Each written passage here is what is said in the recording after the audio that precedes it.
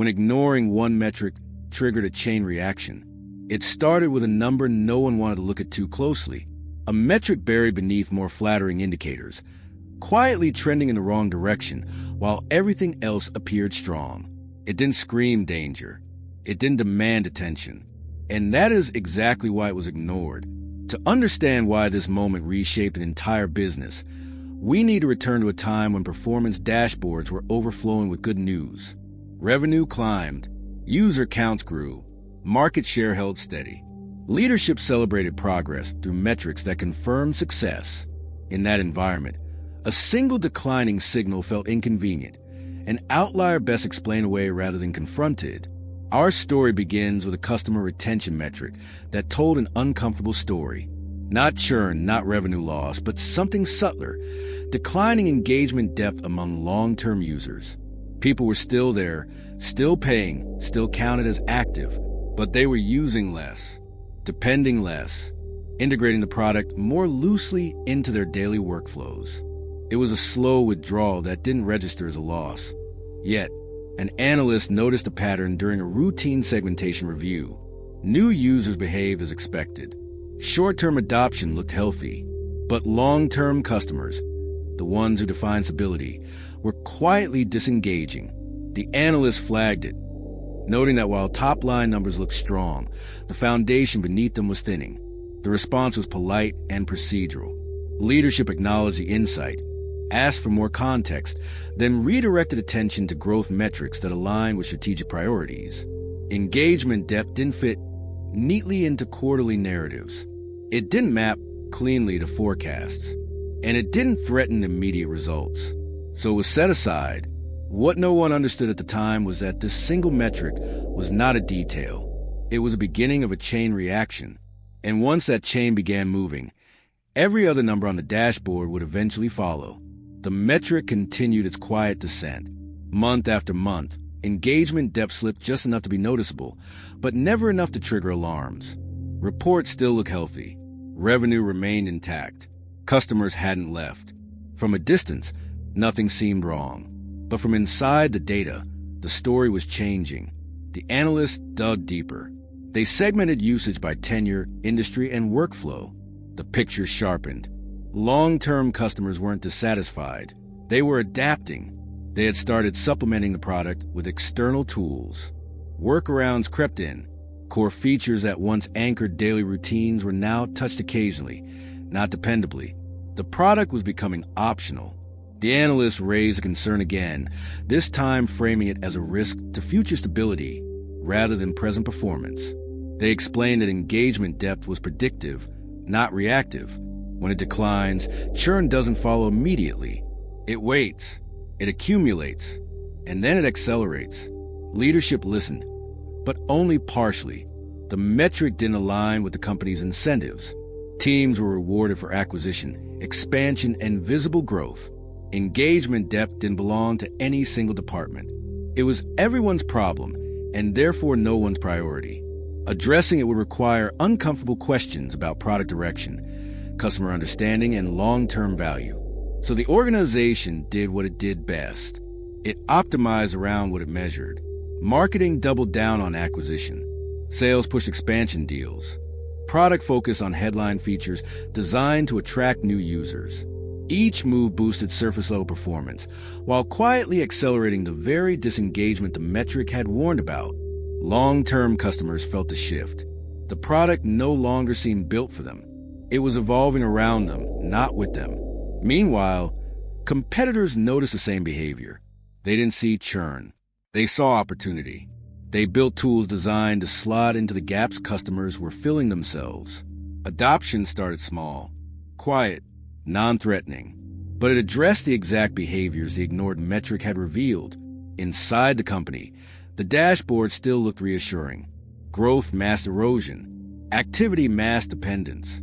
The chain reaction continued, invisible to anyone not willing to treat one declining number as a message rather than a nuisance.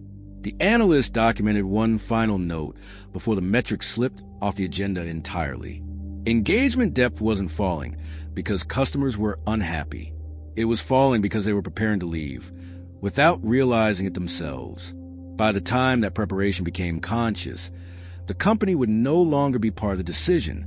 The chain reaction reached its midpoint quietly, without panic or headlines. Renewal cycles came and went with only minor changes.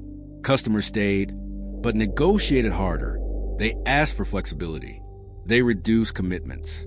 They questioned value in ways they never had before. To leadership, it looked like normal market pressure. To anyone watching the ignored metric, it was a next predictable step. Inside customer calls, language shifted. Long-term users spoke less about reliance and more about comparison. They referenced alternatives casually, not as threats, but as options. The product was no longer the default choice. It was one of several tools in a growing stack. And when something breaks, defaults are defended, options are replaced. Sales teams felt it first. Deals took longer. Expansion slowed.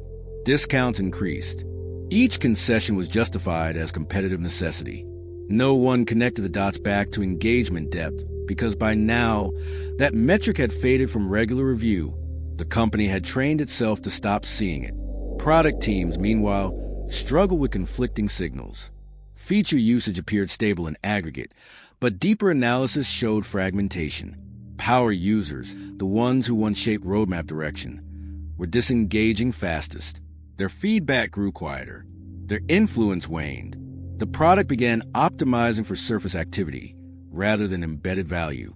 Then the inflection point arrived. A competitor released a targeted offering that mirrored the exact workaround customers had been using for months. It didn't replace the product outright. It replaced the part that mattered most. Adoption spread through existing customers first, not through marketing, but through necessity. Teams installed it quietly. Dependencies shifted. And once that happened, the company's product became easier to remove.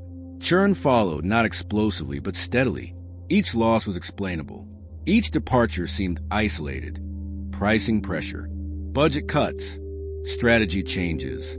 But together, they trace a line back to the same origin, a moment when one metric was dismissed as inconvenient. Leadership responded with urgency, but too late. Task forces formed. Engagement initiatives launched. Features reprioritized. But now the company was reacting to consequences instead of signals. The chain reaction had already completed its circuit. The most painful realization came during a retrospective review. The analyst's early reports resurfaced, now read with clarity only hindsight provides. Every step had been visible. Every outcome had been predictable. The failure wasn't in execution. It was in attention. The company hadn't ignored the metric because it lacked insight. It ignored it because it didn't fit the story leadership wanted to tell. And stories, once chosen, have a way of shaping what organizations are willing to see. The collapse wasn't dramatic. There was no single quarter that defined the fall, just a gradual thinning of loyalty, of dependence, of relevance. The chain reaction had finished long before leadership realized what they were trying to stop. By the time engagement became a crisis, it was no longer something a single initiative could fix. Post-mortems followed, thorough and uncomfortable. Teams traced outcomes back through months of decisions, discovering how often the same moment appeared. The meeting where the metric was acknowledged but deprioritized. The report that was read but not discussed. The signal that didn't align with incentives and therefore never found an owner. The climax wasn't the loss of customers. It was a realization that the company had trained itself to value what was easy to measure over what was essential to understand. Engagement depth had never been a vanity metric. It had been a leading indicator of trust, of habit, of how embedded the product truly was in customers' lives. The resolution came slowly. Leadership restructured how success was defined. Metrics were rebalanced. Teams were held accountable not just for growth, but for depth, for relevance, for long-term value that couldn't be summarized in a single headline number. It didn't reverse the damage overnight, but it changed how the company listened. The story leave behind a quiet lesson. Metrics don't fail companies. Selective attention does. When one number contradicts the rest, it's tempting to dismiss it as noise. But sometimes that contradiction is the message, especially when it appears early, especially when it whispers instead of screams. So, what do you think? Are we repeating the same mistake again? When ignoring